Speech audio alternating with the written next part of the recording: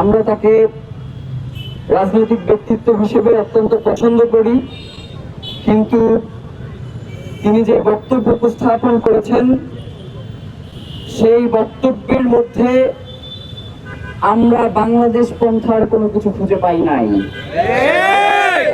মনে হয়েছে পুরোটাই আধিপত্যবাদের বয়ান তিনি তার মুখ দিয়ে উচ্চারণ করেছেন।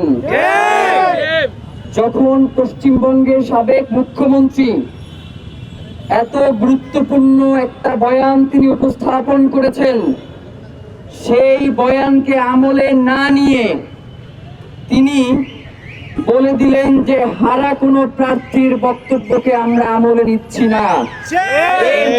বাংলাদেশের জন্য লজ্জার আর কিছু হতে পারে না।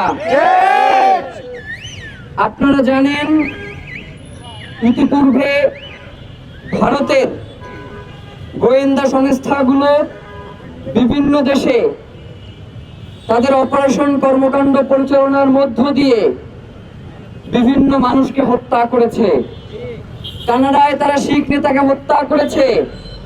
শিখ নেতাকে হত্যা করবার পরে কানাডার পররাষ্ট্র মন্ত্রণালয় এবং কানাডার কূটনীতি যেইভাবে জোরালো ভাবে পদক্ষেপ গ্রহণ করেছে, আমার কাছে মনে হয় যে এইটা ভারতের পররাষ্ট্র মন্ত্রণালয়, এইটা বাংলাদেশের পররাষ্ট্র মন্ত্রণালয় না। আমরা আপনাকে আহ্বান করি, শহীদ ওসমান হাদী এই দেশের আজাদীর সন্তান। আপনারা নির্বাচিত হয়ে ক্ষমতায় গেছেন 3 মাস হয়ে গেছে, এখন পর্যন্ত বিচারের ব্যাপারে কোনো পদক্ষেপ গ্রহণ করতে পারেন নাই। এই জন্য তো আপনাদের লজ্জা হওয়া উচিত। আধিপত্যবাদের পক্ষ নিয়ে আপনারা যে ধরনের বয়ান উৎপাদন করার চেষ্টা করছেন, আজকে ক্ষমতায় আছেন, আজীবন ক্ষমতায় থাকবেন না, এই কথা ভুলে যাইয়েন না।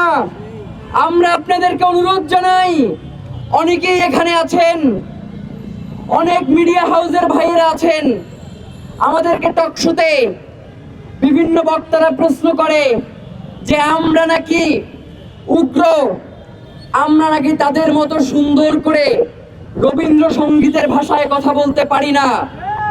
আজকে প্রয়োজনে সেই সুশীল ভাষায় কথা বলবো, প্রয়োজনে আর কোনোদিন এই সুশীলতা পরিহার করব না যদি শহীদ ওসমান হাদীর হত্যার বিচার আপনারা নিশ্চিত করেন। কিন্তু যদি নিশ্চিত করতে না পারেন, মনে রাখেন শ্রীলঙ্কায় যে ঘটনা ঘটছিল বাংলাদেশে কিন্তু এটা ঘটে নাই, কিন্তু সামনে ঘটার সম্ভাবনা রয়েছে।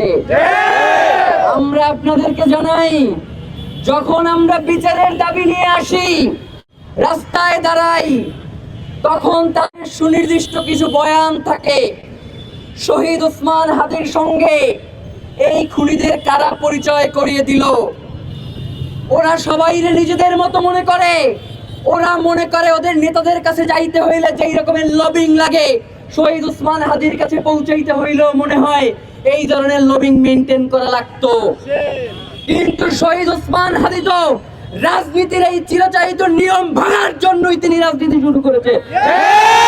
সুতরাং যারা এই প্রশ্নগুলোর সামনে এনে শহীদ ওসমান হাদীর সুবিচার নিশ্চিতকরণে বাধা সৃষ্টি করবার চেষ্টা করছেন, আপনাদেরকে একটা কথা বলে দিতে চাই, শহীদ ওসমান হাদী তার জীবনের শেষ দিনে তিনি ওসিয়ত করেছিলেন যে যদি আমাকে হত্যা করা হয়, আমার বিচারটুকু নিশ্চিত কইরেন। ইনশাআল্লাহ আপনারা তো সর্বশক্তিমান নয়, আপনারা মাত্র ক্ষমতায় কিছুদিনের জন্য আসছেন। যেই আল্লাহর কাছে তিনি এই ফরিয়াদ করে গেছেন, যেই আজাদীর জন্য তিনি এই ফরিয়াদ করে গেছেন, ইনশাআল্লাহ বাংলাদেশের জমিনে শহীদ ওসমান হাদী হত্যার বিচার হবেই হবে ইনশাআল্লাহ।